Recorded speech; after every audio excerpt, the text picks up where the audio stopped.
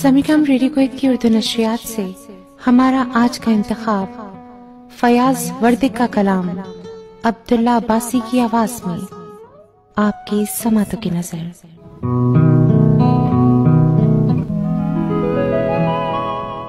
शिकस्ता नींद की अंगड़ाइयों का साथी हो, ये आरज़ू है वो तन्हाइयों का साथी हो। कभी तो साए पे अपने गुमान होता है, कहीं ये उनकी ना परछाइयों का साथी हो।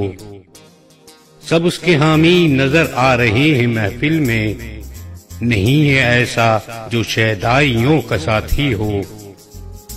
सुलग रहा है जो शोला सिपत दिले मजरूह, कभी ये तेरी भी तन्हाइयों का साथी हो। हवा चली है अजब शहरे बेकरारा में, जो कम सवाद हो गहराइयों का साथी हो। उसी को आरिफ दुनिया जमाना कहता है, रहे फना की जो सौदाइयों का साथी हो। भरेगा दामने हस्ती को मोतियों से वही, समंदरों की जो गहराइयों का साथी हो।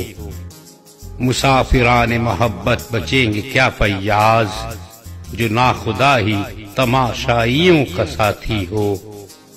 शिकस्ता नींद की अंगड़ाइयों का साथी हो, ये आरज़ू है वो तन्हाइयों का साथी हो।